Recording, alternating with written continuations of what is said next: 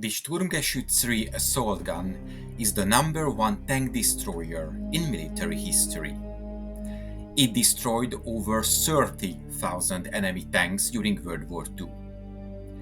The StuG III Ausführung G was the seventh variant of the assault gun family. It was, in a sense, the most produced version, with around 8,400 units built between December of 1942 and April of 1945. This number was equal to the entire production of all Panzer IV medium tank variants combined. This enormous effort was the result of a full reorganization of manufacturing, which was divided among several factories and many suppliers. This was done to avoid disturbances from the growing success of Allied bombing attacks. It was, of course, reinforced further by the progressive substitution of the Panzer III medium tanks on the same production lines with StuG III assault guns. The assault gun had a fully enclosed armored shell, keeping the crew safe within the vehicle. As a casemate structure, it had a limited traverse range for its front view, and the whole vehicle had to be turned if a target was outside its traverse range. The StuG III featured about 50 mm of armor on the front and about 30 mm of armor everywhere else. This was upgraded as the war progressed to 80 mm. The StuG III had a crew of 4, the commander, driver, loader, and gunner. Initial variants lacked machine guns, so the assault gun was required to work with support units to ensure it did not get overrun by the infantry.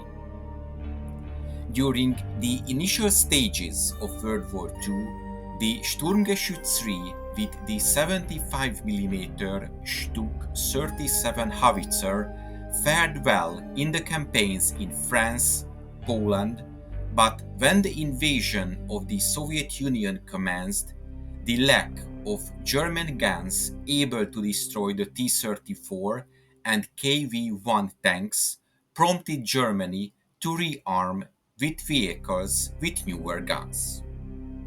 So the original short-barrel cannon from the initial designs was upgraded to a 75 mm Sturmkanone 40 cannon. It was developed from the famous 7.5 cm Pak 40 anti-tank gun.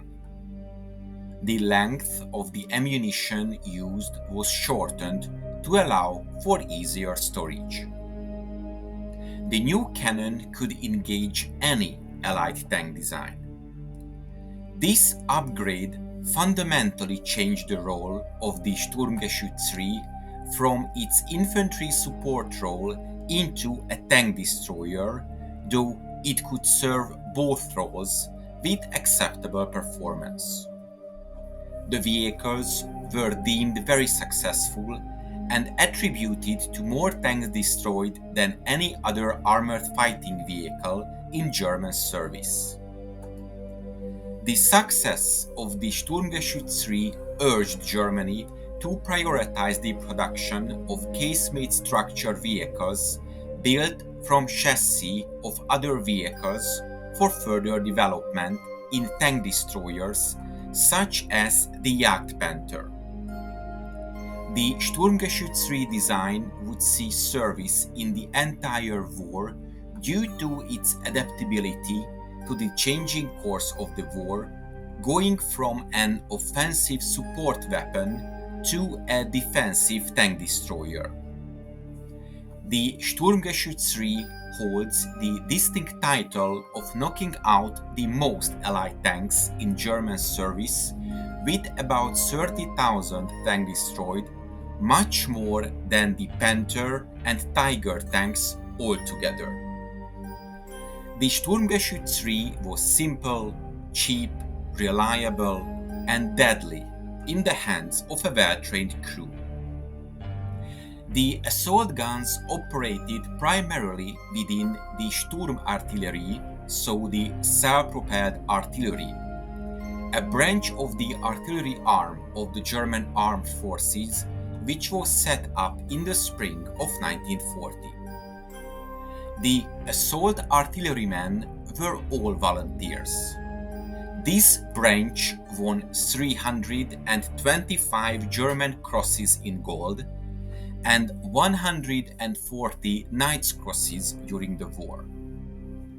The assault artillerymen were extremely proud of their calling, and their esprit de corps was always high. In May of 1940, the crews of the assault guns received a special field grey uniform. The uniform was cut like contemporary ski clothing and did not have external pockets or accessories to prevent it from snagging when getting in and out of the suit in the tight fighting space.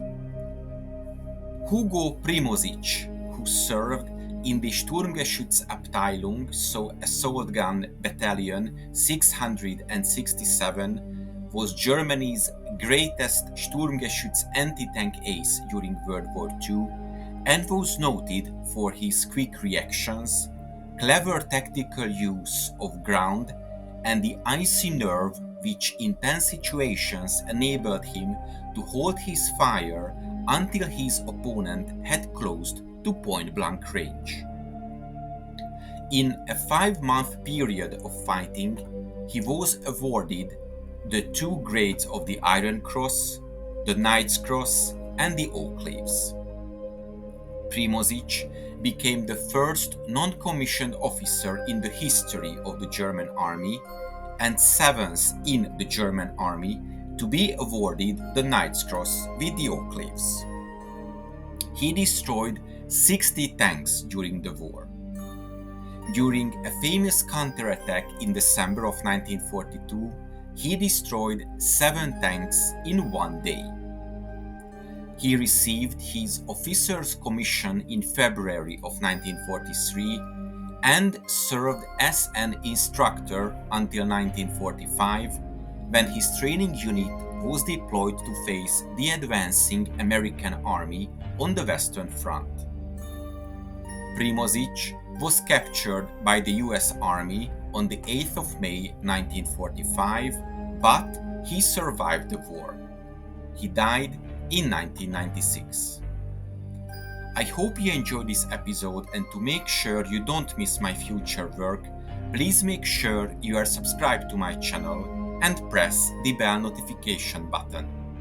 Thank you, and see you in the next video.